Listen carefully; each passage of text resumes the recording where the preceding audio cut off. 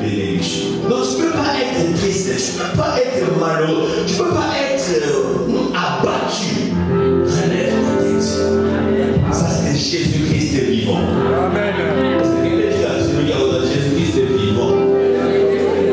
Non, regardez-le parce que je vous prépare dans la parole. Dis à celui qui a dit, Jésus-Christ est vivant. Mon Dieu, il est vivant. Amen. Alors je vais appeler maman Nathalie qui va nous présenter l'oratrice d'aujourd'hui. Je ne veux pas faire des erreurs parce que c'est une prophétesse. Amen. Maman Nathalie, regarde d'abord parce que je ne vous avais pas acclamé.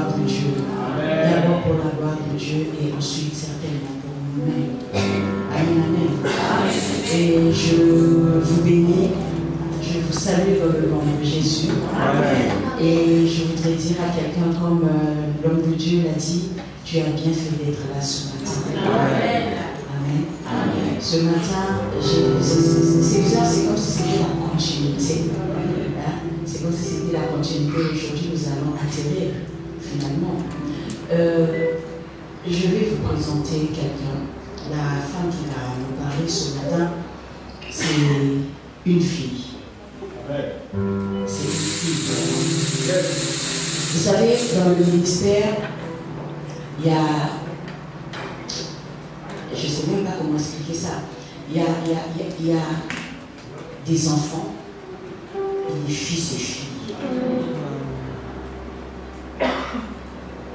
Elle, c'est une fille. Avant elle, je ne sais pas de qui c'est me souvenir, il y a eu un moment où je suis partie à Brazzaville pour enterrer une de nos filles pasteur. Celle-là, c'était notre première fille ordonnée. Et après elle, c'est celle-là. Donc, Dieu veut dire, c'est notre première fille. Et au niveau de Brazzaville, elle est la personne qui me seconde à Femmes sans Liesse. C'est elle qui organise les femmes de l'église du Chevalier d'Or. Parce que je suis ici, c'est elle qui s'occupe des femmes. Et il y a beaucoup de choses que nous avons fait à Coffre. C'est elle qui les a faites.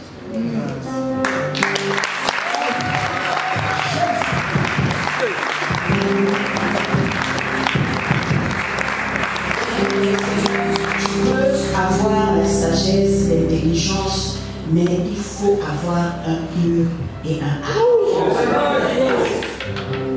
Et quand tu es Moïse et tu sais que tu as un mur et Aaron, dis-toi que tu es Élisabeth au Sénat. Bien aimé, en ce moment, l'église besoin des maris qui savent écouter les Élisabeth. Des Ruth qui savent écouter des Naomi. Bien aimé, Ruth est devenue ce qu'elle est devenue parce qu'il y a eu une Naomi. Je veux que le Seigneur fasse cette servante. Elle est servante de Dieu, ordonnée, prophétesse, et ce matin, c'est par elle que le Seigneur va nous faire du bien. Je veux tout simplement que tu reçoives la grâce. J'ai oublié, elle chante très bien. Chante de l'Éternel. Vraiment, je ne sais pas si dans c'est convenu que c'est pour nous faire du bien dans le chant, mais vraiment, elle va nous parler de la part de Dieu ce matin.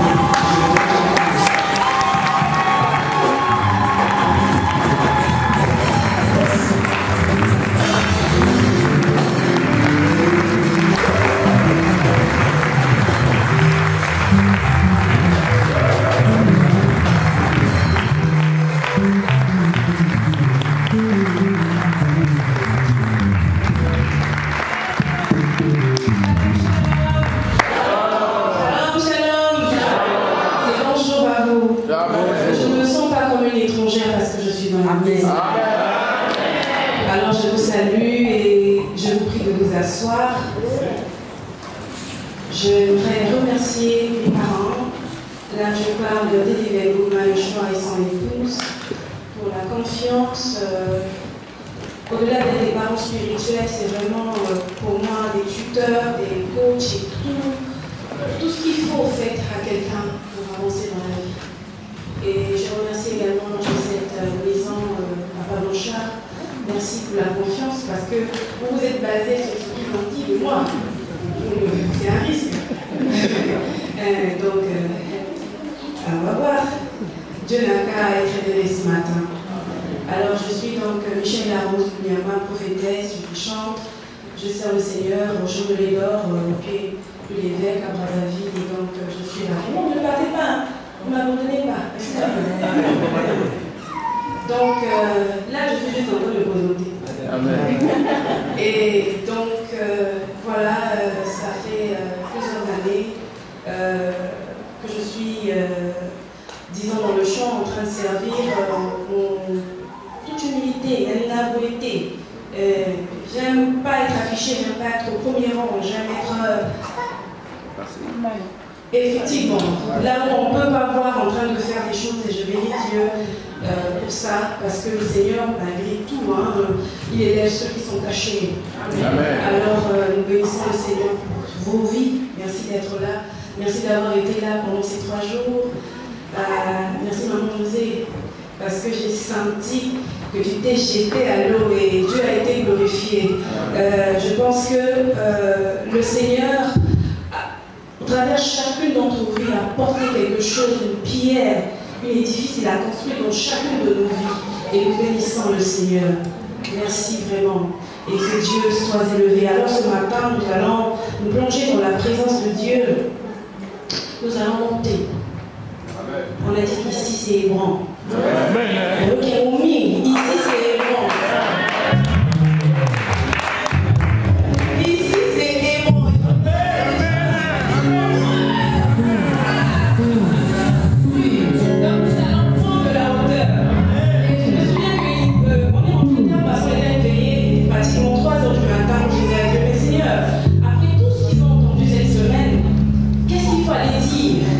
Et le Seigneur dit, j'ai besoin qu'Hébron monte encore plus de niveau. Ce n'est pas pour rien que j'ai inspiré mon serviteur, que ici, c'est le centre évangélique de la hauteur et de la royauté. Il aimerait voir son peuple monter davantage. Vous devez upgrader, faire en sorte que la dimension à laquelle vous êtes ne soit pas stagnée à cet endroit. Monte encore. Et donc, ce matin, nous allons monter. Amen. Alors, en tout cas, ne vous souciez pas de moi, je ne sens pas étrangère. Donc, à un certain moment, vous allez sentir que je vais peut-être un peu passer les bornes. Mais ça va aller, gloire à Dieu. Alors, nous allons nous recueillir dans la présence de Dieu, préparer nos cœurs à recevoir la parole qu'il a envie de vous transmettre ce matin par ma bouche. Et nous allons nous laisser conduire. Alléluia. Voilà, laisse-nous comme là. Merci. Iozali lubiko nanga, Iozali esengo nanga, Iozali ekimelo nanga, Iosuka yabo nanga, ngana kimako apiesi, ngana kumina suka yaya, ngana sele amako.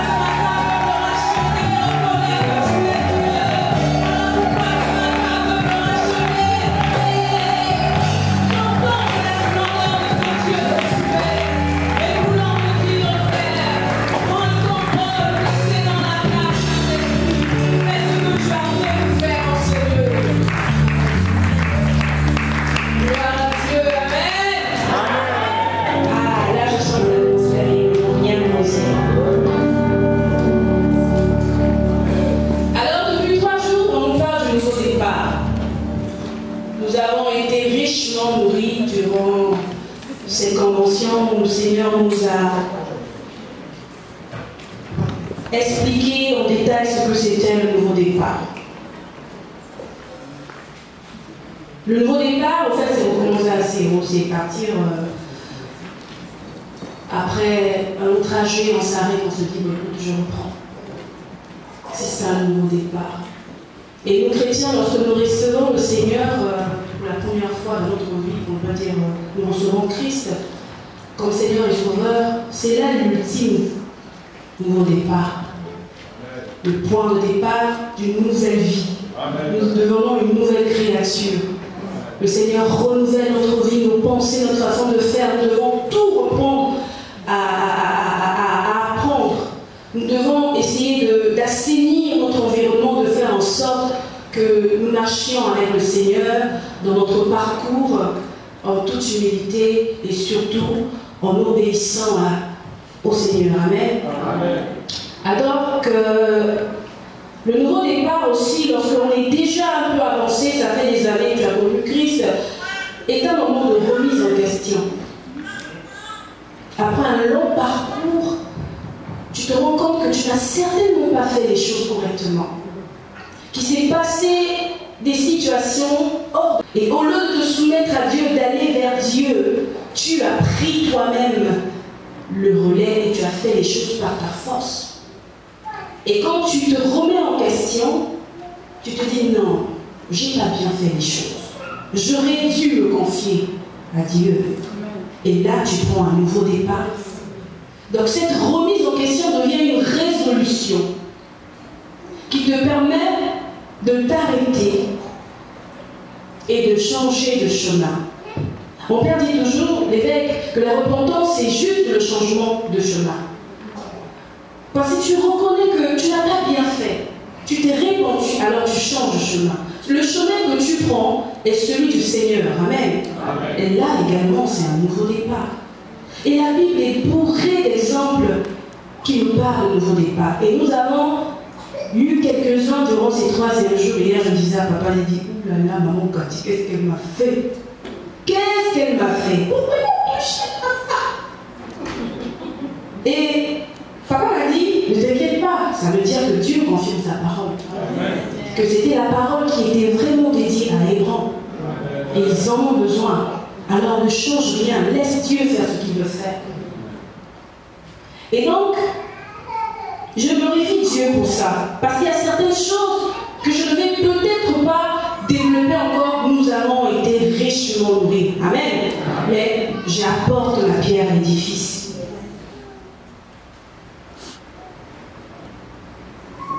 Nous allons lire un passage dans Samuel 16, le verset 7, mais c'est la partie B qui m'intéresse, mais je vais lire tout le passage. Mais l'Éternel lui dit, ne te laisse pas impressionner par son apparence physique et sa taille imposante, car ce n'est pas lui que j'ai choisi. Je ne juge pas de la même manière que les hommes. L'homme ne voit que ce qui frappe les yeux, mais l'Éternel regarde au cœur. Amen. Et c'est cette partie qui m'intéresse. L'homme ne voit que ce qui frappe les yeux, mais l'Éternel regarde au cœur. J'ai lu selon la Bible du Semeur.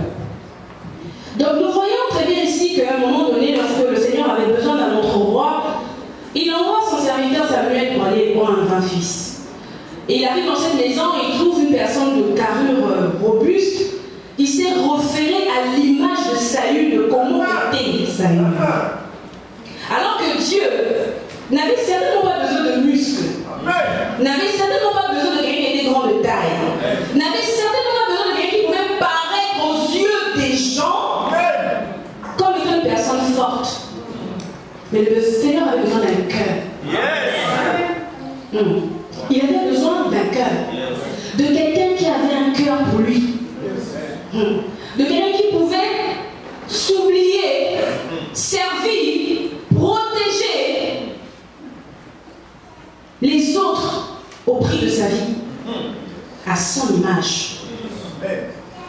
Alors ici, lorsque le Seigneur parle à Samuel, eh bien il s'est dit, ok, je me rends compte que je me suis trompé. trompé. Donc tu peux avoir toute la connaissance, tu peux croire avoir une certaine connaissance, mais en réalité tu ne connais rien.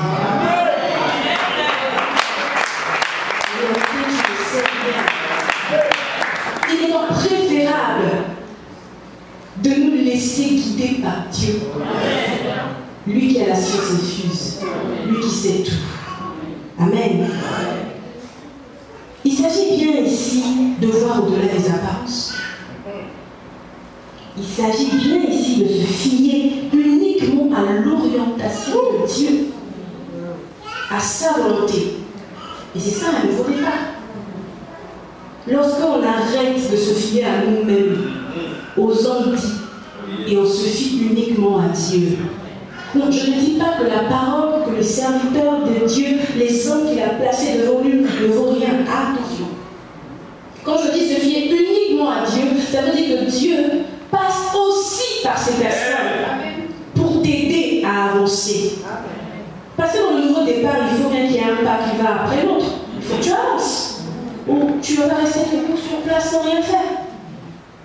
Ça va te prendre des années, après tu vas dire on nous a perdu du temps, on nous faisait dire des choses, je n'ai pas évolué. Non, tu es resté debout sans avancer. Tu es resté là. Et tu te dis que tu aurais mieux fait de continuer ta vie. Donc tu veux à ce moment-là repartir dans le passé. Mais là c'est dangereux. Le passé ne doit pas nous servir de raison pour arrêter lorsque ça ne va pas, mais de référence pour louer Dieu et avancer. Ça peut ne pas être un passé heureux, mais ce passé-là t'a appris des choses. Tu as fait des erreurs, tu es tombé, tu t'es relevé, et ce passé-là te sert de référence pour rendre grâce à Dieu qui jusqu'ici ne t'a pas laissé. Et donc si tu emmènes à ce point-là, c'est qu'il est capable de te faire avancer. Alors c'est toi de ton passé pour rendre grâce à Dieu, mais pas pour trouver des raisons de ne pas avancer. Et c'est ce que nous faisons souvent. Et ça n'a pas commencé par nous, malheureusement. Et nous allons voir rapidement, je vais passer parce que je suis juste en train de vous donner quelques éléments. Deutéronome 8, verset 2. On voit Moïse en train d'exhorter le peuple d'Israël. Deutéronome 8, verset 2. Tu te souviendras de tout le chemin que le Seigneur ton Dieu t'a fait parcourir pendant ces 40 années dans le désert, afin de t'affliger et de te mettre à l'épreuve, pour savoir ce qu'il y avait où dans ton cœur.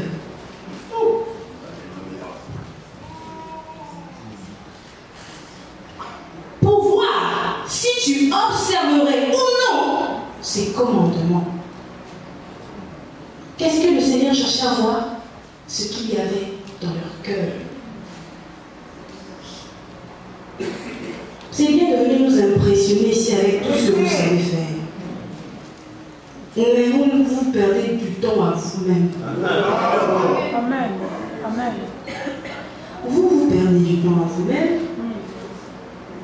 Vous épuisez les hommes de Dieu. Certains meurent aujourd'hui par les AVC à cause de nous, peuple de Dieu. Et vous attristez le Saint-Esprit. Parce qu'en réalité, ce qui compte pour Dieu, c'est notre cœur. Amen. Moïse vient faire voir, faire comprendre au peuple d'Israël que toutes ces années, le Seigneur t'a affligé, t'a mis à l'épreuve pour savoir ce qu'il y avait dans ton cœur. Ça veut dire que même la résistance que nous pouvons avoir dans les épreuves vient de notre cœur. La constance vient de notre cœur. Qu'est-ce qu'il y a dans notre cœur? Tout cela pour dire quoi? Et nous allons entrer dans le vif du sujet. Le nouveau départ commence par le cœur.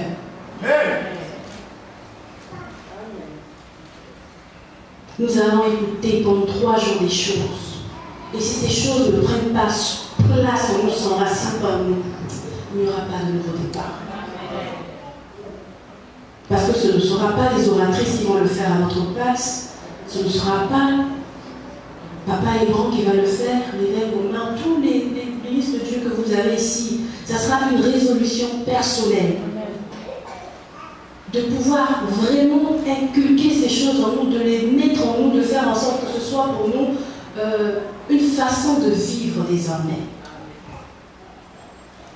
Et la Bible nous aide dans cela. Le passage de Luc 8, 4 à 15, parabole du Seigneur. Luc 8, 4 à 15. Alors, si je peux...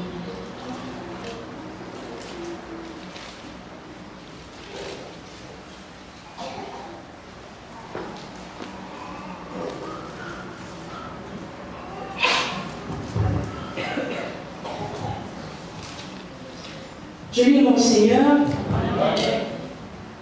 Une grande foule ayant afflué chaque ville s'était rassemblée autour de lui. Alors Jésus leur raconta cette parabole. Un semeur sortit pour faire ses semailles. Pendant qu'il répandait sa semence, des grains tombèrent au bord du chemin, furent piétinés, les passants et les oiseaux et le ciel. Les passants et les oiseaux du ciel les mangèrent. D'autres tombèrent sur de la pierre, à peine eurent été germés, les petits plants séchèrent parce que le sol n'était pas assez humide. D'autres grains tombèrent au milieu des rances, celles-ci poussèrent en même temps que les bons plants et les étouffèrent. Mais d'autres tombèrent dans la bonne terre, et germèrent et donnèrent du fruit, chaque grain en produisit 100 autres. Et Jésus ajouta, celui qui a des oreilles pour entendre, qu'il entende. Je passe au verset 10 rapidement. Il en dit, vous avez reçu le privilège de connaître les secrets du royaume de Dieu. Pour les autres, ces choses sont dites en parabole. Ainsi, bien qu'ils regardent, ils ne voient pas. Bien qu'ils entendent, ils ne comprennent pas. Comme certains d'entre nous. Voici donc le sens de cette parabole, poursuit au verset 11. La semence, c'est la parole de Dieu. Au bord du chemin, ce sont les personnes qui écoutent la parole, mais le diable vient l'arracher de leur cœur pour les empêcher de croire et d'être sauvés. Sur de la pierre, ce sont ceux qui entendent la parole et l'acceptent avec joie. Mais comme ils ne laissent pas prendre racine en eux, leur foi est passagère. Lorsque survient l'épreuve, ils abandonnent tout. La semence tombée au milieu des rances représente ceux qui ont écouté la parole, mais en qui elle est étouffée par les soucis, les richesses et les plaisirs de la vie, de sorte qu'elle ne donne pas de fruits. Et verset 15, enfin, la semence tombée dans la bonne terre, ce sont ceux qui, ayant écouté la parole, la retiennent dans un cœur honnête et bien disposé. Ils persévèrent et ainsi portent du fruit. Cœur honnête et bien disposé. Vous allez vous rendre compte que lorsque Jésus parle souvent avec ses disciples, le cœur est souvent mentionné. Parce qu'il n'a pas, comme je l'ai dit au début, besoin de gens autour de lui pour juste faire la foule. Il a réellement besoin des gens qui le suivent avec leur cœur, qui savent pourquoi ils sont là, qui prennent le relais et qui comprennent ce qu'il veut, ce qu'il leur enseigne. Donc le cœur est le point de départ d'un nouveau départ. C'est l'élément le plus important pour prendre un nouveau départ. Et ce travail doit se faire par nous-mêmes. Vous allez prendre des jours de jeûne, de prière, de retraite, pour faire semblant, mais si le cœur n'est pas prêt à recevoir, à accepter, à s'unir devant Dieu, à se disposer, ces choses ne seront que vaines.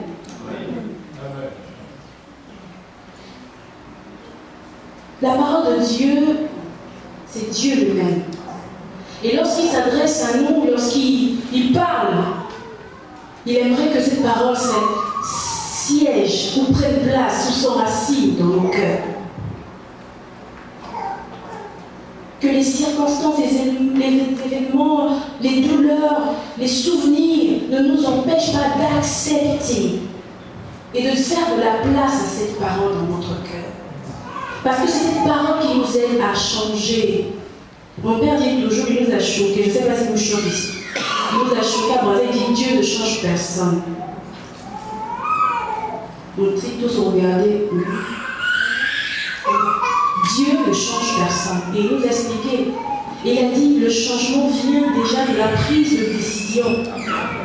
Donc c'est toi qui dois prendre la décision de changer. On va t'imposer les mains, les pieds, le coude, tout. Si tu n'acceptes pas, tu ne prends pas la décision de changer, tu ne changeras pas. Le Saint-Esprit vient travailler sur ce qu'il trouve en toi. Le Saint-Esprit vient multiplier ce que tu as. D'où la parabole des talents. On notera même peu. Ça veut dire qu'il faut toujours des noms. Nous avons toujours quelque chose. Les gens qui disent je n'ai rien, non, ça je n'ai rien. Nous avons tous reçu quelque chose. Et ce sont ces choses que le Seigneur vient multiplier. N'oubliez pas que nous avons été créés à son image. Nous sommes des dieux. Nous sommes créés à l'image de Dieu. Il a pris le temps de le faire. Nous n'avons certainement pas le même physique, la même façon. Nous sommes Dieu, image de Dieu. Donc, quand Dieu nous fait, il met pour nous des choses. Et lorsque nous nous rassemblons, chacun qui avec sa chose, ça fait une force. Et donc, le cœur est comme, comment je dis ça, l'élément moteur qui doit s'activer en nous, qui doit vraiment travailler et faire voir tout ce qu'il y a à l'intérieur vers l'extérieur.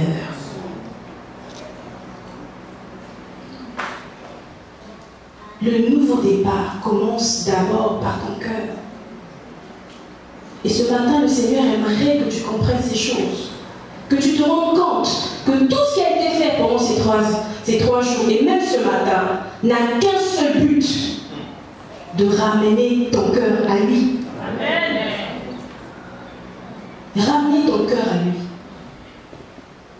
La Bible dit dans Matthieu 15, 19, car c'est du cœur que viennent raisonnements mauvais, meurtre, adultère, inconduite sexuelle, vol, faux témoignage, calomnie. Matthieu 15, 19.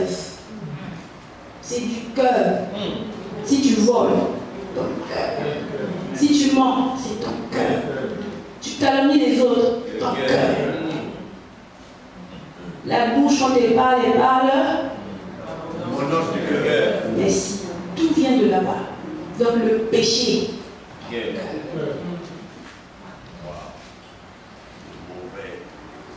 Très mauvais. Hier, on en parlait, on dit le cœur de l'homme est mauvais. Parce qu'on a vu le cri du frère Kalama qui est en train de dire et dans le scénario, il y a même monsieur qui vient, le pasteur prêche, et il appelle toujours sa bouteille en main. Et c'est ça qui nous a choqué. Il dit voilà comment on est normal à l'église. Tu viens à Dieu avec la pudicité. Tu viens à Dieu avec ton vol. Tu viens à Dieu avec ton alcoolisme. Et tu arrives, on prêche, tu gardes ça. Comme un sac que tu ne veux pas laisser. Et toute la parole qui est prêchée, tu deviens cette terre rocailleuse, épineuse. Tu n'es pas la bonne terre parce que tu es chargé. Alors le Seigneur a dit, venez à moi, vous tous qui êtes fatigués et chargés. Lui, on les midait. Tu n'es pas fatigué.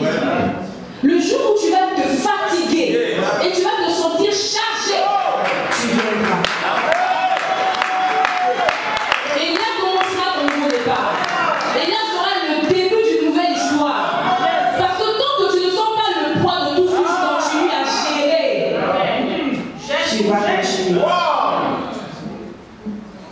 C'est comme chez nous au pays, je ne sais pas si chez vous, j'en ai pas vu, je n'ai vu que les SDF, mais les personnes, comment ils appellent? Madame Monton. Hein?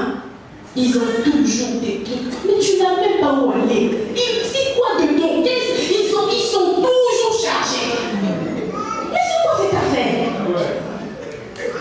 Mais comment pas ça? Mais comment? Et puis, après ça, ils viennent souvent s'installer au centre, dans les ronds-points. Vous êtes obligés de les voir. C'est-à-dire que même si ce matin tu sortais, tu dois tomber sur un gars, c'est-à-dire, marque la montagne des choses qu'il a. Mais à quoi ça lui sert? Et nous ressemblons à ça. Une personne sans Jésus ressemble à ça. Une personne qui n'a pas pris la résolution de faire le travail dans son cœur ressemble à ça. Vous venez dans l'église, vous fatiguez les hommes de Dieu. Vous avez un mauvais cœur, vous n'aimez pas tout ce qui s'y passe. Et même les gens qui s'y trouvent. Mais vous venez pourquoi? Pour envoyer votre belle perruque, votre joli moulage rouge à lèvres, pour qu'on sente le parfum que vous avez caché. Un parfum qui sent mauvais aux yeux de l'Éternel. Il n'en a pas besoin. C'est le cœur qui l'intéresse. Ces artifices n'emmèneront nulle part. Nous ne connaissons ni le jour ni l'heure. Pendant que vous êtes en train de vous activer à toujours vivre comme ça, le Seigneur commence à prendre les siens. Et vous êtes surpris de rester. C'est moi qui soutenais le pasteur. C'est moi qui étais partenaire. Je paye le loyer de l'église. Et moi. Tu finiras en enfer. Amen.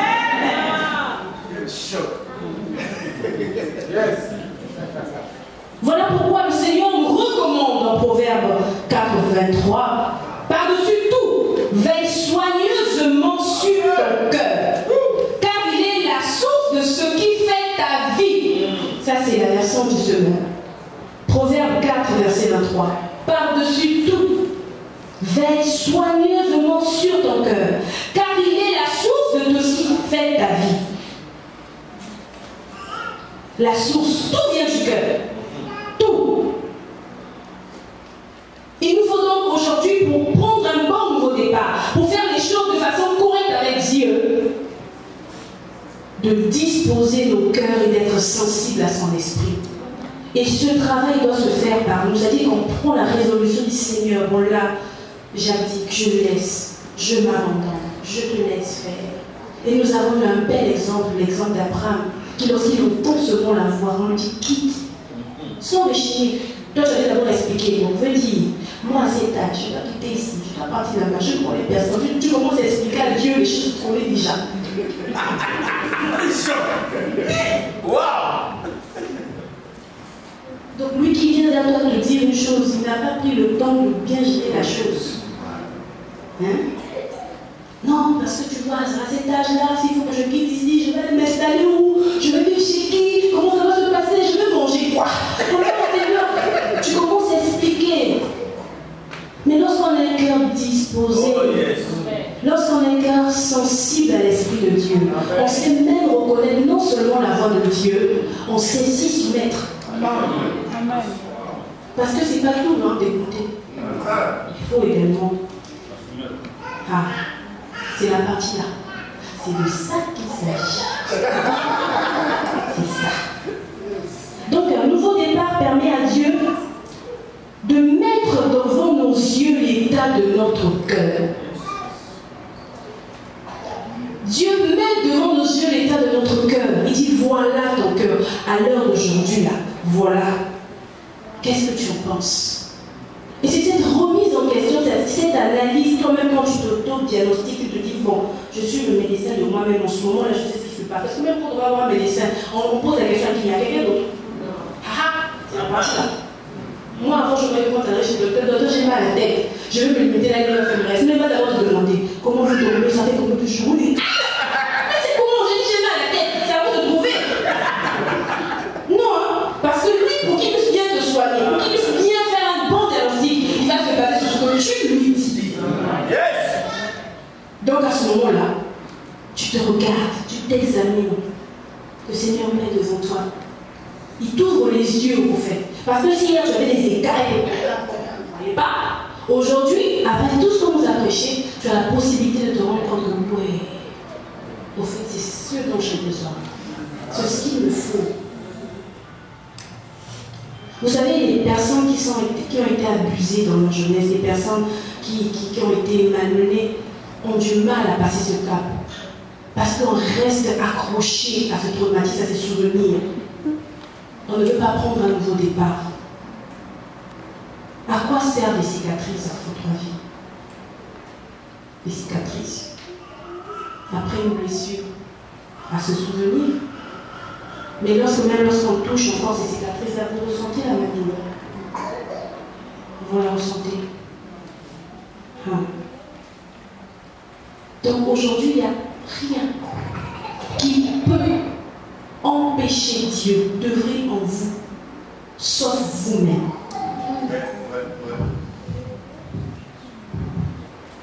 Sauf vous-même. Et nous, à Brazza, on a dit de dire donc il y en a et un maman. Ça veut dire que la personne qui m'a ensorcelé, c'est moi-même. C'est pas mon voisin, c'est pas mon, c'est moi-même qui me suis ensorcelé. Parce que si cette situation ne change pas, c'est parce que je n'ai pas encore décidé que ça change. Alors, ton cœur ce matin, le Seigneur le met sous tes yeux. Est-ce que tu veux le nouveau départ? Est-ce que tu en as besoin? Ah, mais si j'en ai besoin, tu sais ce qu'il te reste à faire. Donc, je vais aller vite, excusez-moi, et pardonnez-moi si je vous fais du tort. Mais quand on est ici, on se parle également. C'est un miroir, on se met dedans, oui, parle bien, mais il oppose à la table. C'est ça. Dans ce nouveau départ, lorsque nous avons ça, le Seigneur nous met sous nos yeux notre cœur, nous devons donc à ce moment-là lâcher prise. Nous devons donc à ce moment-là faire le nettoyage, enlever tout ce qui était toxique, malsain, tout ce qui nous empêchait de maturer. Ah oui, on va parler de ça. Il faut qu'on mature. Parce que immaturité, dans l'église, c'est plus que sur TikTok. Wow. C'est plus que ça. Ma papa Nicolo, mais immature quoi.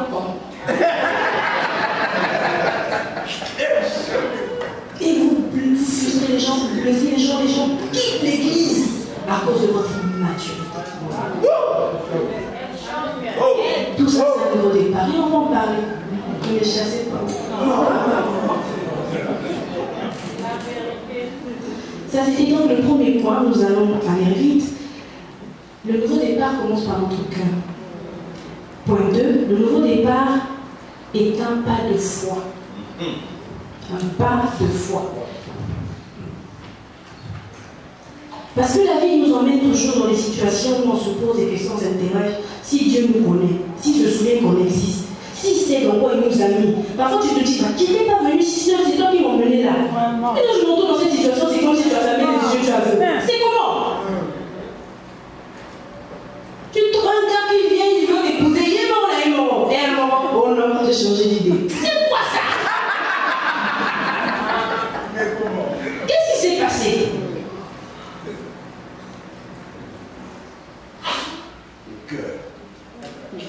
Trop bizarre. Mais Dieu, tu vois pas? C'est trop là, ça suffit. Ah, donc moi je t'attends de 15 ans, 90 ans pour que tu fasses quelque chose dans ma vie. Et les gens prennent des raccourcis à cause de ça. Parce qu'ils ne font pas le pas de foi. Parce que le pas de foi, c'est pas quand tout va bien. Le pas de foi, on ne le fait pas quand tout va bien. C'est le jour où tout va mal. Où ça fait mal. Très mal. Dieu te dit avance. Ça veut dire que pour que le pied aille devant le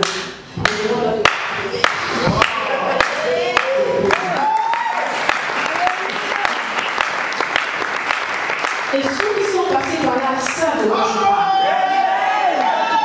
Où tu sens que tu es fatigué. Tu as même besoin que pour bouger ton corps, il faut que quelqu'un vienne prendre la tête. Encore un robot. Parce que tu ne sais plus fournir d'efforts. Tu te dis, mais à quel moment? Qu'est-ce qui s'est passé? J'ai raté un épisode ou quoi? Ta propre vie ressemble à une novellasse. Je dis, mais ça, si je donne ça à vraiment réalisateur, on a un très bon film. Très très bon film.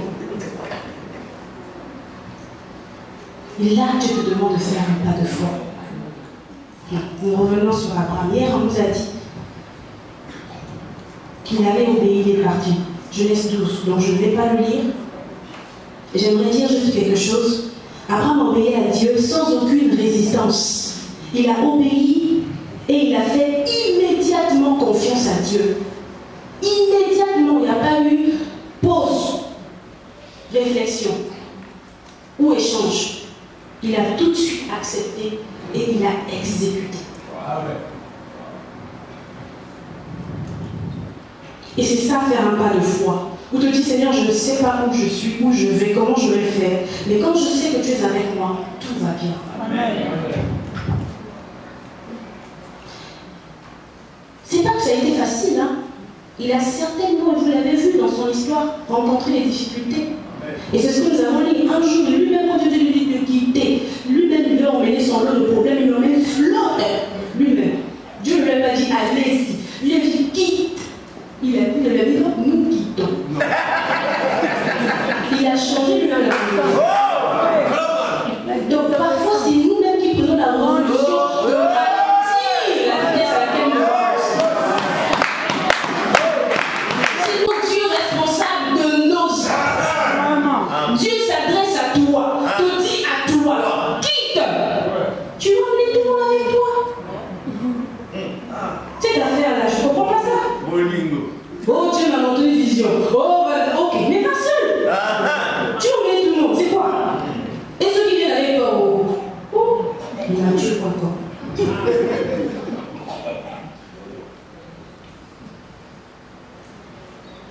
Dans la Bible, on nous dit qu'il s'est retrouvé dans une position compliquée. Où après tout ce qui s'est passé, tous les acquis qu'il a pu avoir, il devait maintenant se séparer de l'autre. Ah, maintenant il dit, choisis toi-même. Ah bon, il faut soigner. Il dit, bon, on a vécu ensemble, on a eu des choses ensemble, toi choisis dans quel sens tu vas. Et moi je vais me contenter de ce qui va rester. Et nous allons le lire dans Genèse 13, 14 à 17. Pour ceux qui ne connaissent pas, c'est dans le Nouveau Testament. Genèse 13, 14 à 17. C'est le premier livre du Nouveau Testament.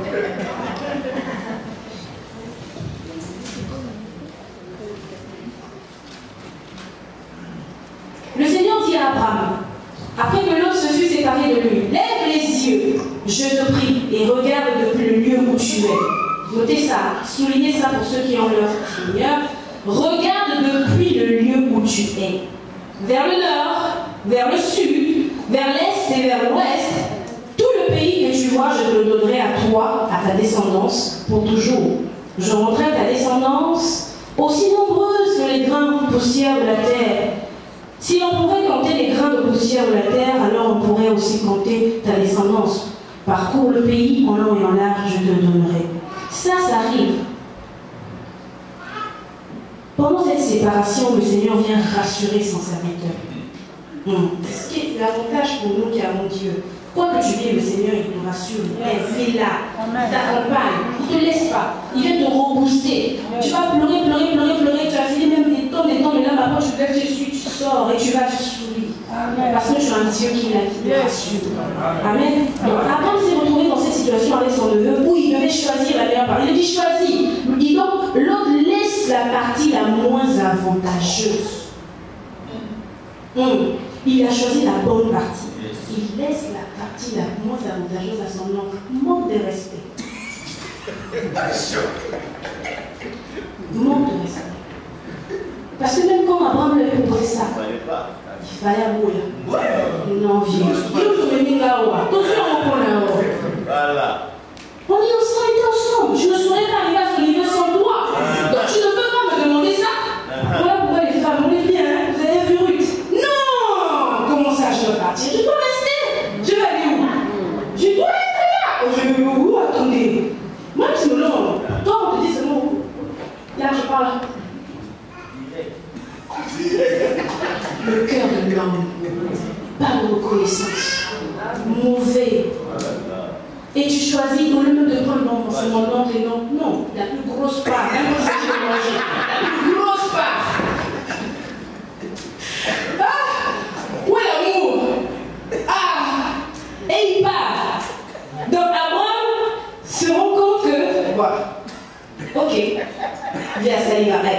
améliore. Bon, comment on va faire? Ok. Il a été certainement inquiet. Voilà pourquoi dans le passage que nous avons lu, le Seigneur vient dire à son serviteur, lève les yeux. Depuis le lieu où tu es.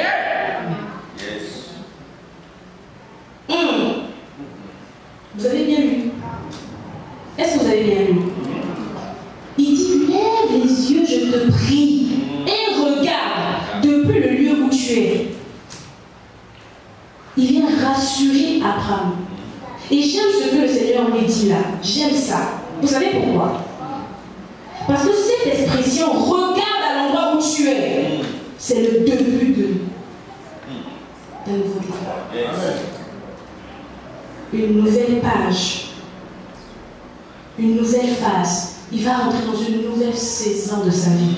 Ça veut dire que certains accomplissements n'auront lieu dans ta vie que lorsque tu seras séparé de certaines choses. Ça veut dire que lorsque tu vas abandonner les choses avantageuses pour celles que le Seigneur te propose, tu auras raison. Tu as raison. Humainement parlant, les gens vont dire, mais qu'est-ce qui se passe? On t'a donné une promotion, tu rebutes. Tu préfères rester à ce poste et puis servir Dieu. Tu as réfléchi? Mais 10 ans plus tard, ces mêmes personnes vont dire, tu avais raison. Il fallait nous dire que tu avais déjà vu. Nous, on a perdu du temps à se moquer de toi, à te critiquer alors que tu t'es réveillé avant. Donc, tu as vu les choses bien avant. Nous, on n'a rien vu. C'est ce qui s'est passé ici. Le Seigneur est donc venu rassurer son serviteur et lui donne un nouveau départ. Il lui dit, lève donc tes yeux et regarde à l'endroit où tu es. Ça marque le présent, ça marque le moment, ça veut dire maintenant. Où tu te tiens, où tu te trouves, le Seigneur te dit, lève les yeux. Et quand il te dit lève les yeux, ce n'est pas pour que tu regardes comme tu as l'habitude de regarder. Là, il vient traiter ta vision. Même lorsque tu es myope au monde, là, tu vois les choses avec l'esprit. Il vient te couvrir de ton esprit. Parce qu'à l'époque, ils n'avaient pas le Saint-Esprit en eux.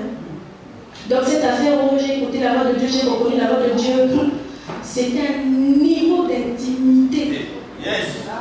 Un niveau, un degré que nous ne pouvons pas avoir aujourd'hui. Parce qu'il fallait que le Seigneur vienne sur eux, que son esprit se pose sur eux, pour que certaines choses se fassent, pour qu'ils comprennent, pour qu'ils entendent. Donc nous avons le Seigneur en nous. Tous les jours, tu te balades là où tu vas, là où tu sais, là. Comme tu veux, là. Avec quelqu'un en toi. D'où le cœur peut être mauvais, peut être le siège de tout, mais c'est aussi le QG du Saint-Esprit, le siège du règne de ton Père. Donc il ne faut pas jouer avec ça. C'est à la fois un remède et un poison. Amen. C'est à la fois un remède et un poison. À toi de choisir le rôle que tu veux donner à ton cœur.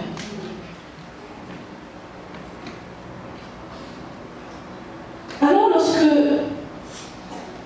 nous faisons ce pas d'abandon, nous acceptons de faire ce que Dieu nous dit.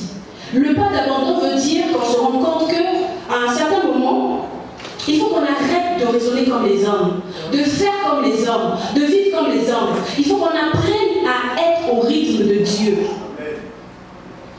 Ça veut dire que si c'est lui qui joue une mélodie, même quand tu ne sais pas chanter, que tu as dû chanter organe, tu te mets à son rythme. Si tu ne peux pas chanter, tu vas danser à son rythme. Si tu ne vas pas danser, tu vas quand même pas à ton rythme. Mais sois au rythme de Dieu. Lorsque tu fais ce pas de foi, mets-toi au rythme de Dieu. Parce que le rythme de Dieu t'emmène à sa hauteur. Alléluia. Amen. Quand tu es accordé à Dieu, quand tu te soumets à lui, à ce qu'il te dit et que tu obéis à ça, le Seigneur t'emmène à sa hauteur. Tu n'es plus à la hauteur humaine, à la hauteur de l'ensemble que nous sommes. Tu montes à un certain niveau où, lorsque le Seigneur vient se révéler à toi, les choses que les autres pouvaient comprendre après, toi tu avais déjà compris à début. Et tout ça n'est de l'intimité avec Dieu, qui sera notre troisième point. Parce que je suis obligée de survoler, d'aller rapidement. Parce que le pas de foi, lorsqu'on le fait, c'est un acte d'obéissance. Alléluia. Pour ceux qui écrivent, le pas de foi que nous faisons, c'est un acte d'obéissance. On obéit à Dieu. On accepte de partir à son instruction, d'arrêter à son instruction. C'est lui qui nous dirige, personne d'autre. Et il peut passer par sa parole, il peut passer par ses serviteurs, il peut même passer par des circonstances. Yes. Amen. Mais pour que tu comprennes, pour que tu saches que là, il y a Dieu derrière, il faut que tu sois intime. Donc ça ne sert à rien de venir nous parler, parlons langue en chinois ici, là, alors que Dieu ne te connaît pas.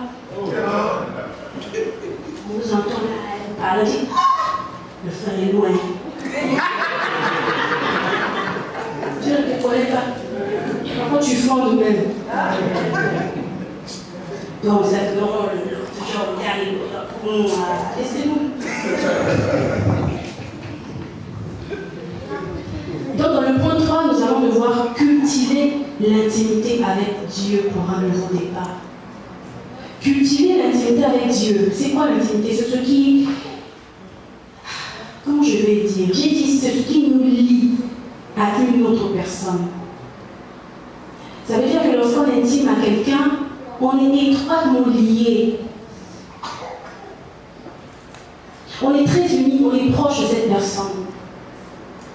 Donc, quand vous allez me dire, ah, j'ai un ami intime, oui, l'ami intime, ça veut dire qu'il y a des choses que cette personne connaît de vous, que personne d'autre, n'est-ce pas?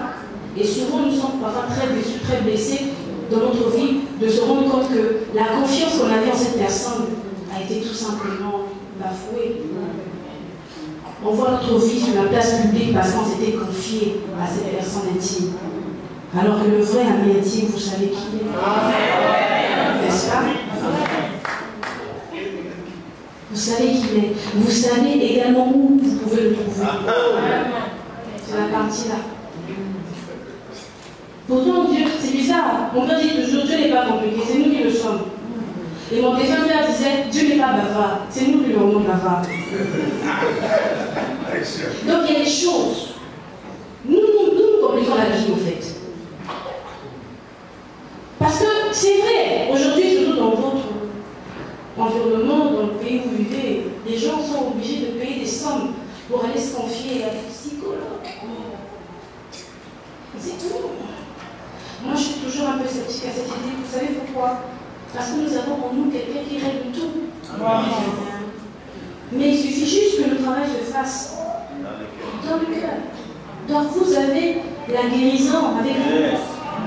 Vous avez les réponses, les solutions avec vous. Mais il suffit de disposer votre cœur, comme on l'a dit, d'accepter, d'activer, de vous abandonner à Dieu. Et les choses vont se faire. Donc, en cultivant la relation avec Dieu, c'est que nous sommes très unis, nous sommes attachés à Dieu.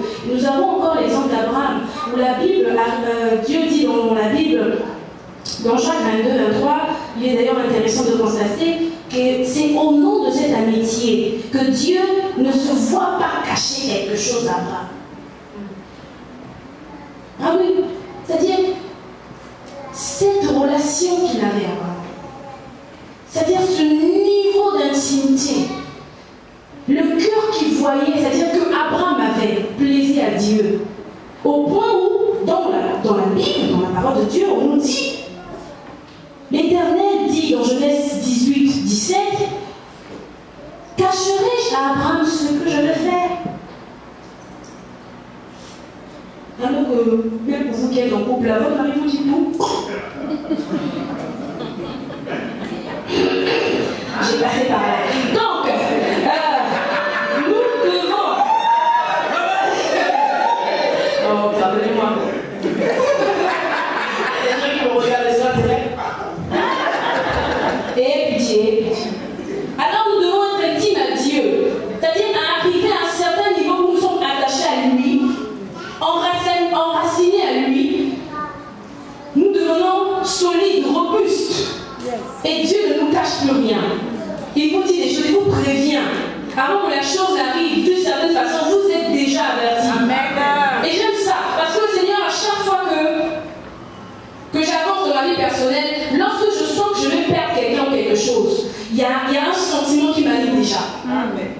je deviens comme spectatrice de ce qui se fait parce que j'avais déjà vécu ça avant.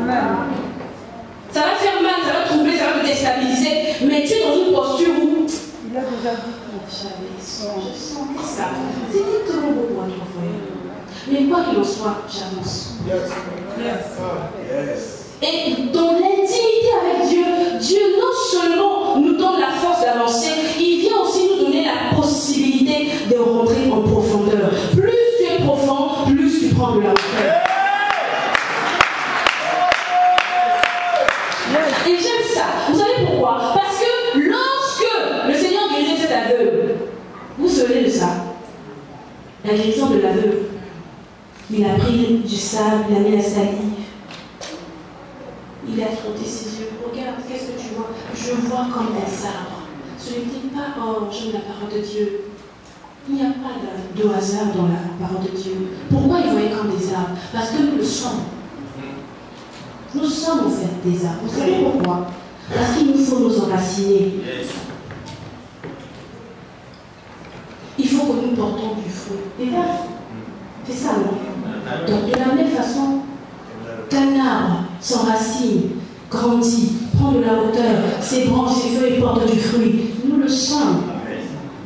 Il aurait pu dire, je vois des dinosaures. Je vois comme des escargots. Il a dit des arbres. Nous le sommes. Alors, tu es quel type d'arbre? L'arbre qui tombe à chaque soufflement, qui sèche même en saison de pluie. Tu es quel type d'arbre tu es? C'est-à-dire, c'est toi qui dois définir. C'est toi qui dois dire tu es quel type d'arbre. Mais c'est clair de te dire ton intimité avec Dieu fera en sorte que ton arbre à toutes les saisons fleurisse.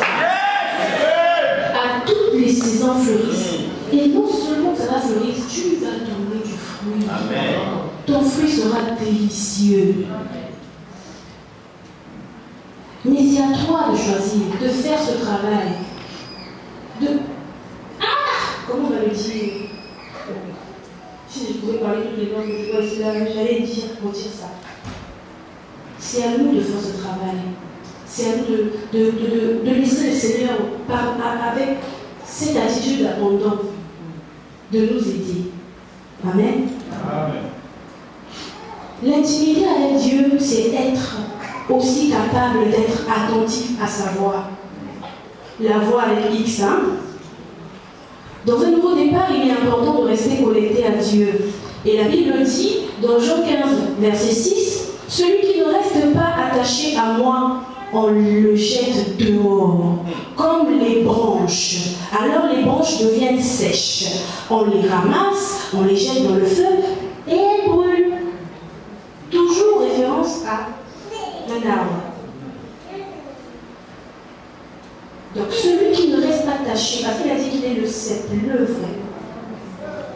N'est-ce pas? Donc nous devons être attachés à lui pour vivre, pour ne pas sécher. Le sèchement ne peut être une situation que tu vis en ce moment où tu te dis, Seigneur, la souki, la simaïe.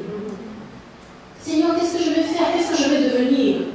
Tu te dis, mais c'est fini pour moi, c'est fini, là, c'est bon. Je crois que pour voir ça, ta grâce est faire mon testament, même si je suis en bonne santé, peut-être que demain je ne vais pas me lever.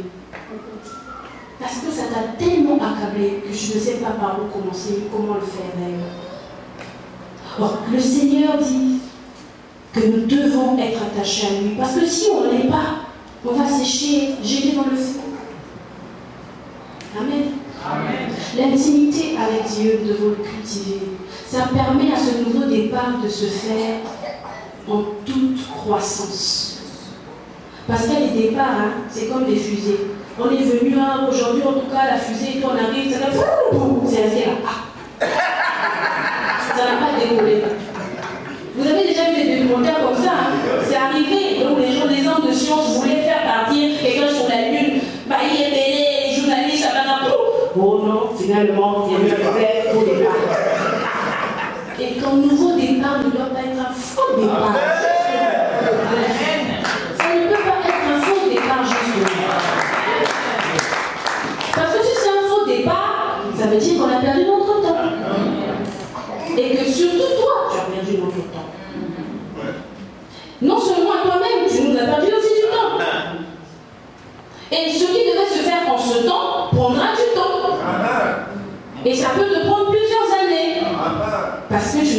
choses en ce temps. Et tout ça dépend de ton cœur. Amen. Amen. Ah. Donc, pour rester attaché aussi à Dieu, il faut communiquer souvent avec lui. Il y a des gens qui parlent à Dieu lorsqu'ils sont à l'église. Vous savez ça? Parce qu'à la maison, il n'y a pas de temps. Au bureau, il n'y a pas de temps. Mais la Bible dit prier sans cesse. J'aime mon père parce que quand j'ai nous enseigné, il dit prier sans cesse là. Ce n'est pas forcément organiser une réunion de prière. Ça veut dire que toi-même, tu dis, bon, je vais prier à 19h, tu mets la table, tu mets la chaise, tu t'assois. Oh, Jésus! Non! Prier sans cesse, c'est prier en esprit. Où tu te trouves, quoi que tu fasses. Ça veut dire que ni les événements, ni ce que tu es en train de faire ne peut t'empêcher de parler à Dieu. Ça veut dire qu'à un moment donné, même quand tu retournes à l'école, tu es assis sur ton lit. Prie. C'est là où lit les journaux là-bas. C'est où tu peux prier. Mais alors, vous voulez où? Vous voulez seulement venir ici chaque fois que vous venez prier. Mais comment tu peux recevoir de Dieu des choses, entendre des choses de lui, si tu ne lui parles pas? Comment on peut devenir intime à quelqu'un qu'on ne parle pas? On est humain. Nos relations se tissent, on sait comment on les tisse, n'est-ce pas? Comment tu veux apprendre à connaître quelqu'un si tu ne lui parles pas? Tu vas savoir comment c'est quoi sa couleur préférée, ce qu'il aime manger. Il faut lui parler. Donc l'intimité avec Dieu, c'est aussi communiquer plus souvent. Lui parler. Bon, parce que là, Dieu te communique des choses. Et qu'est-ce qu'il fait? Il prend ce qui. Parce qu'on vit à Dieu que nous sommes boïdés. Mais ça. Mais pendant cette intimité, Dieu qu'est-ce qu'il fait? Il te donne de lui. Plus de lui. Plus de lui. Tu vas tellement déborder. Vous savez, quand un verre déborde, quelque chose s'est avec dedans, ça monte, ça sort. Et tu deviens comme lui. Donc il y a certaines choses, tu vas être surpris. Qu'est-ce qui s'est passé? Moi qui aimais ces ça, mais aujourd'hui, ça me dit rien. Et quand j'entends les gens se battre pour ça, merci Seigneur, merci Moussika. Je dis oui, je viens de loin, parce que là où Dieu m'a pris là. Non. Merci. Et ces choses te font gagner du temps. L'intimité avec Dieu te fait gagner du temps. Tu gagnes en profondeur, en hauteur, et tu es réellement ce qui resplendit de la royauté du Seigneur. Et lorsque tu viens à Hébron, tu sens que oui, je suis à la bonne place. Parce que ici c'est Hébron. Donc tu es accordé comme Hébron. Mais si tu n'as pas la hauteur, tu vas te sentir mal à l'aise. Beaucoup. Tout ce que Dieu a dit que même le bruit que les enfants font là-bas. C'est vraiment qui va faire quoi? Tout va te gêner. Tu ne vas pas voir les bons côtés, tu ne vas voir que les mauvais côtés. Parce que ta base, ton intimité avec Dieu est déjà corrompue. Donc, combien de fois? Parce qu'on ne donne que ce qu'on a. Quand tu ne sais pas apprécier la présence de Dieu, de ce qu'il est pour toi, tu ne sais pas apprécier la personne qu'il a mis à côté. C'est la vérité. Hier, on nous a dit non, on ne verra pas Dieu. Dieu, on le voit au travers de l'autre. Et voilà pourquoi le plus grand commandement, c'est quoi? Aimer. Comme l'autre, comme soi-même. C'est difficile. Tu ne peux pas. Mais ça, c'est l'intimité avec Dieu qui t'aide à faire ces choses. Qui t'amène à ce niveau où tu aimes. Et tu fais comme un Kati, tu ne sais pas voir le mal en quelqu'un. Mais nous, on voit toujours et tout le temps le mal, même chez les pasteurs. On va faire comment? Donc, le manque d'intimité avec Dieu engendre la superficialité. Ce qui est un danger pour un chrétien. Quand tu n'es pas intime à Dieu, tu es superficiel. Mais tellement que même quand tu pries, c'est comme c'est mal qui peut tomber. Ça ne touche pas le cœur de Dieu. Il ne sait pas reconnaître que c'est ta voix. Il ne sait pas dire, voilà ma fille. Oui, je sens son parfait, c'est elle. Non. Mais c'est quoi ce bruit-là? Oh, c'est elle qui prie.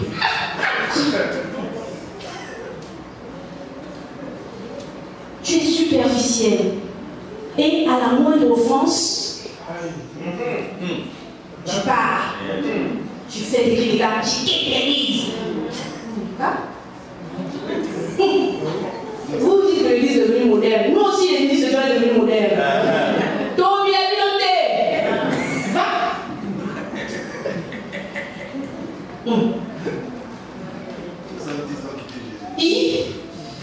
On n'a pas ce temps, on aura plus de temps. Parce que Dieu qui nous parle dans le secret nous donnera la conviction ou non de faire les choses. Donc si toi tu décides de partir parce que oh c'est un petit calme, continue le je suis avec toi.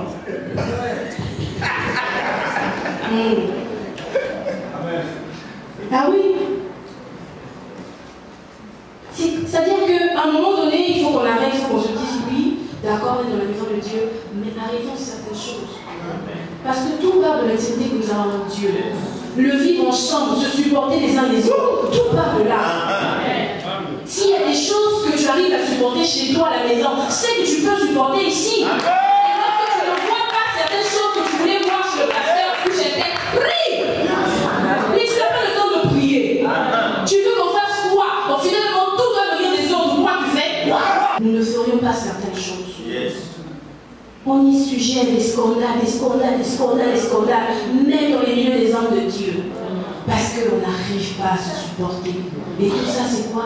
Parce qu'il n'y a pas d'intimité. Et encore quoi? Parce qu'on n'a pas un bon cœur. On n'arrive pas à faire le travail avec notre cœur. Or, Dieu regarde le cœur. Ah, vous. Mon intimité avec Dieu ou ma relation avec Dieu compte plus que tout. Pour mon nouveau départ, mon intimité compte plus que tout. Pour ne pas qu'il y ait de faux départ, il faut que mon intimité compte plus que tout. Parce que c'est là que tu fais de Dieu ta priorité. C'est là que tu te fies à lui, que tu lui fais confiance, que tu refuses d'avancer sans avoir entendu. C'est de là. Alléluia. L'intimité avec Dieu consolide aussi, ou se consolide par la lecture de la parole de Dieu, la méditation. J'avais ouvert les Bibles souvent ici, encore d'autres la Bible électronique, WhatsApp. Tu dis oui, je lis la Bible. Qu'est-ce que tu dis? Oh, l'amour du Seigneur fait. On est là, nombreux, vérifiez. Vous allez voir. Sur les statuts, sur les machins, on n'a pas le temps. La méditation, par la prière. La prière. Lo sabor de mon pama, et così s'abitumoyo. Toseio, tontiemo tema, como non a l'occultato yokate. Sans la prière, les combats que tu veux gagner seront difficiles. Les challenges que tu veux remporter seront inaccessibles. La prière vient nous donner ce que nous n'aurons pas pu normalement avoir. La prière raccourcit le temps sur le parcours de notre chemin. Il y a des choses qu'on ne peut pas faire sans la prière. Bon, la prière, c'est une communication, n'est-ce pas? On parle à Dieu. Voilà pourquoi nous, en Timothée, on nous dit que prier, c'est parler à Dieu. C'est pas seulement demander, c'est parler à Dieu. Parce que nombreux viennent seulement pour demander. Mais quand on va, oh Seigneur, adore le Seigneur. Seigneur, tu sais que j'ai besoin de ça. Fais quelque chose. Nous allons prier pour le pasteur. Seigneur, je n'ai pas d'argent. Nous allons prier pour l'église. Seigneur, jusqu'à quand Jésus, fais quelque chose. Tu ne sais pas prier pour les autres. Tu ne sais pas parler à Dieu. Tu ne sais pas lui rendre gloire. Tu ne sais pas le vénérer. Tu sais seulement demander les choses. Tu demandes. Et quand Dieu ne... Vous savez quoi? Il y a certaines choses que l'on obtient lorsqu'on touche le cœur de Dieu. Ça veut dire que tu n'auras parfois pas besoin de prier pour ça. Mais tellement tu as touché le cœur de Dieu par ta vie, par ton action, par le service. Ces choses viennent à toi. Et ça dépend du cœur que tu as, de la relation que tu entretiens avec lui. Des combats que tu n'avais, c'est-à-dire que tu n'avais pas combattu, tu as la victoire. KO avant d'avoir commencé.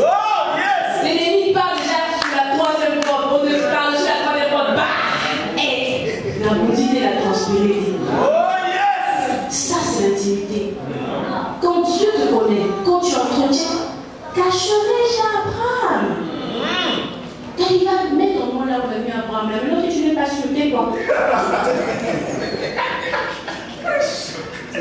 Il a dit à Dieu, il a développé l'obéissance. Il était obéissant. Il savait qu'il y avait des choses qu'il ne pourrait pas dire non à Dieu. Donc, quel que soit ce que le Seigneur va dire, Seigneur, je le fais. Il se jetait à l'eau. Et ça allait à des limites au point où le Seigneur, un jour, l'a mis contre d'autres pour lui demander la seule chose d'ailleurs qu'il lui avait promis des années, pour voir son cœur. Et là encore, il allait gagner. Lorsque le cœur de quelqu'un est disposé, même Dieu est surpris. Lorsque le cœur de l'homme que le Seigneur aime est disposé, l'ennemi viendra t'accuser, comme Job, te mettre dans des positions bizarres, mais là encore ton intégrité va te sauver. Amen. Donc c'est le cœur qui nous rapproche de Dieu, qui nous donne aussi sa personnalité et qui fait en sorte que le nouveau départ que nous prenons soit pas un faux départ, mais soit un départ que Dieu approuve et durant lequel il va nous accompagner. Il y a ça aussi. Passer à dire l'habitude de marcher sur les fenêtres, je crois que tu marches avec lui alors que tu dois accompagner le démon.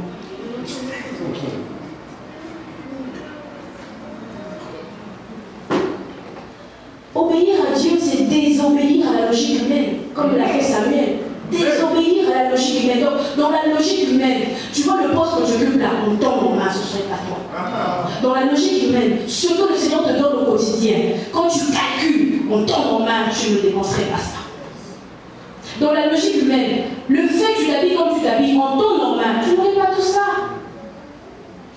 Dans la logique humaine, il y a certaines choses qui ne seront pas normalement à notre portée. Mais divinement parlé, Dieu nous donne ces choses. Pourquoi? Parce qu'il nous connaît et que nous sommes intimes à lui. Donc il n'a pas besoin de venir... pourquoi rester insensible lorsqu'il s'agit de toi?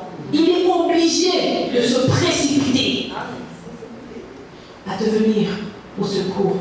Parce que, Master, il te connaît. Amen. Amen. Donc l'obéissance, Abraham faisait preuve d'obéissance. Il faisait aussi preuve de soumission. Tout ça c'est l'obéissance. Parce que c'est bien qu'il va dire oui, papa, je vais le faire, oui, je vais le faire. Mais tu l'avais fait. Il y a blanc, tu ne sais plus. Mais tu avais accepté de le faire. Le fait de se soumettre, c'est aussi un acte d'obéissance. Pourquoi? Parce qu'on s'implique dans la décision qu'on vient de prendre. Alléluia. Bon, je parle quand même français léger, non? J'espère que tout le monde arrive à comprendre ce que je dis. Et parce que je suis chez vous, donc vous comprenez, je fais un effort. Et donc Dieu n'élève jamais ceux qui sont pas prêts à se soumettre. Car l'obéissance est le prix à payer. Yes. C'est un prix à payer, ça nous coûte. C'est des choses qu'on ne veut pas faire, mais on doit faire. Et ça, bon, l'obéissance. Amen. Tu ne veux pas faire, mais tu dois faire. C'est Dieu qui te demande. Et hier, on nous a dit, c'est le chemin du succès. C'est le meilleur choix que tu puisses faire d'obéir à Dieu. C'est important. Parce que lui, il sait plus que toi ce qu'il te faut. Parfois, ce que tu demandes n'a rien à voir avec ce que lui t'a destiné.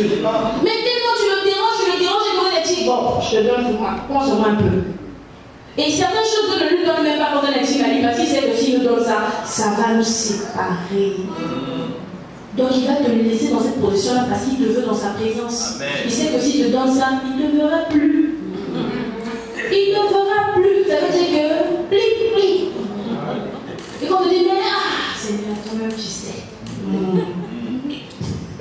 Ok. La maturité.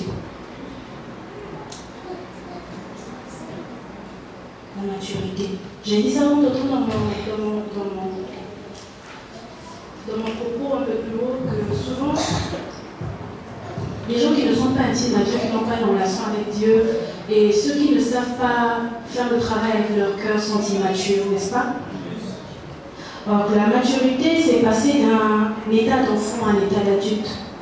C'est faire les choses comme les grandes personnes. Mais souvent, nous sommes choqués, dans l'église du Seigneur, d'avoir affaire à de grandes personnes immatures. Donc ça veut dire que l'âge ne fait pas la maturité. Yes. Mais c'est Dieu qui nous rend matures. Et cette maturité, c'est une maturité en sagesse et en acte. Parce que tu peux être sage et puis les actes que tu poses laissent à désirer. Ça laisse à désirer. Nous avons souvent été choqués, blessés par les personnes qui nous conduisent, les leaders, les responsables, parce qu'à un moment donné, ils n'ont pas fait preuve de maturité. Et nous, dans cette situation, pour ne pas, comme dans la confrontation, on s'efface et puis on s'éloigne. Parce que Dieu te dit, non, pas toi, tu restes là, tais-toi. Et la maturité nous fait gagner beaucoup de temps. Parce qu'il y a des futilités dans lesquelles on ne devra pas. Il y a des choses qui vont perdre ton énergie, qui vont te faire perdre du temps, te faire fâcher, alors que ce n'était pas censé avoir lieu. Et lorsqu'on est dans le Seigneur, et lorsqu'on a une relation avec le Seigneur, j'allais dire, on doit être mature. Vous savez pourquoi? Parce que même pour toi, il y a des choses que le Seigneur va mettre devant tes yeux, mettre à ta disposition. Si tu n'es pas mature, ça sera précoce. Tu vas prendre le départ avant le temps du départ. Et moi je dis toujours, tout ce qui est précoce est souvent et parfois atroce. Pourquoi? Parce que ce n'était pas le temps prévu. C'est vrai ce qu'il t'a dit. C'est vrai. Mais tu n'as pas attendu le top. Tu n'as pas été assez mature pour discerner la saison dans laquelle tu te trouves. Tu es parti trop vite. Trop. Et tu te rends compte que l'acte, l'erreur que tu as causée, t'a éloigné non seulement de la destination, mais aussi du cœur de Dieu. Parce que le plus important, quoi qu'il arrive dans notre vie, c'est de rester attaché à lui. Amen. Amen. Qui me comprend? Amen. La maturité ici nous donne accès à une certaine dimension spirituelle. La hauteur. La maturité nous donne accès à une certaine dimension spirituelle. Nous prenons de la hauteur. Il y a des choses qui viennent à nous. On arrive à juger futile, important, nécessaire. On sait faire le tri, pas parce que nous connaissons tout, nous savons tout, parce que nous avons un Dieu qui souffle en nous ce que nous devons faire. Et il ne fait pas seul. Il nous aide aussi par ses serviteurs, ses gardiens qui met à nos côtés pour nous aider. Tu allais prendre le chemin et crier, hey, tu reviens, tu t'alignes et tu continues le chemin. Il est toujours nécessaire d'accepter ces choses. Amen. Amen. Alléluia. Amen. Donc quand nous acceptons d'obéir à Dieu, s'accomplit en nous sa volonté. Et c'est là que commence le nouveau départ. Et le nouveau départ, nous avons dit qu'il faut notre cœur. Ça commence par notre cœur. C'est un pas de foi. Alléluia. Et dans ce pas de foi, nous devons cultiver l'intimité avec Dieu. Nous devons apprendre à l'écouter, à lui obéir, à faire preuve de maturité. Jusque-là, c'est bon? À faire preuve de maturité. Alors, peu importe le domaine dans lequel vous avez besoin de nouveau départ, nous devons à un moment donné nous arrêter et nous dire, Seigneur, je te donne le relais. Amen. Amen. Parce que dans le nouveau départ, ce n'est pas l'effort que nous faisons seuls. Abraham n'est pas parti seul. Il est parti avec celui qui lui avait demandé de quitter. Il est devenu celui qui n'est devenu pas seul, avec celui qui lui avait dit qu'il devait être cette personne. Alléluia. Qui a été richement béni ce matin. Est-ce que nous pouvons lui lever la présence de Dieu?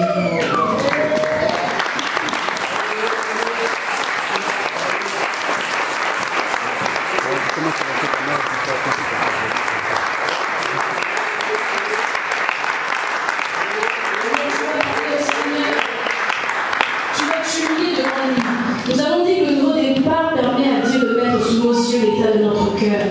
Alors regarde ton cœur et décide ce que tu veux en faire.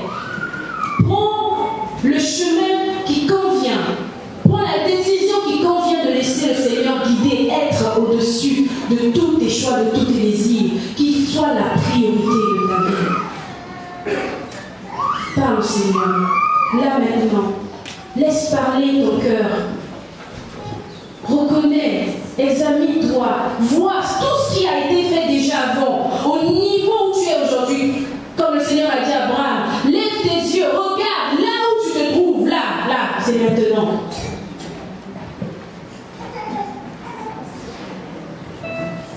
Regarde, lève tes yeux. Qu'est-ce que tu vois? Comment est ton cœur? Qu'est-ce qui s'y trouve? Et qu'est-ce que tu veux désormais voir dans ce cœur? Le nouveau départ que tu dois le prendre, tu dois le faire et ça commence par ton cœur.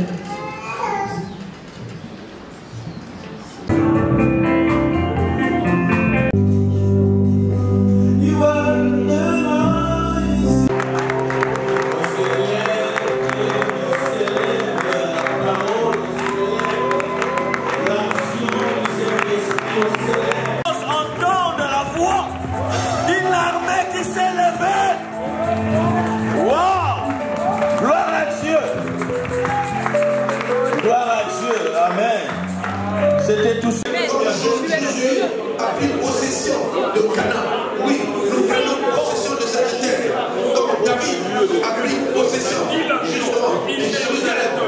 Oui, nous prenons possession de cet endroit. En déclarant tout simplement que nous sommes propriétaires de cet endroit à cause de ce que notre Père nous l'a donné. Ce ne sont pas les hommes qui nous le donnent, mais c'est notre Père, le Créateur.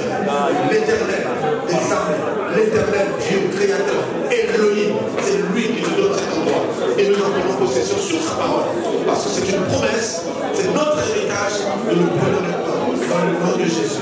Nous le déclarons à partir d'aujourd'hui, appartenant à Elohim. Appartenant à Elohim. Au nom de Jésus. Amen. Amen. Gloire à Dieu. Ok. Prenons place. Ne vous asseyez pas. Abraham a été envoyé une source de bénédiction. Je suis celui qui prend l'étendard et qui marche. Au nom de Jésus, que cette parole que j'ai sortie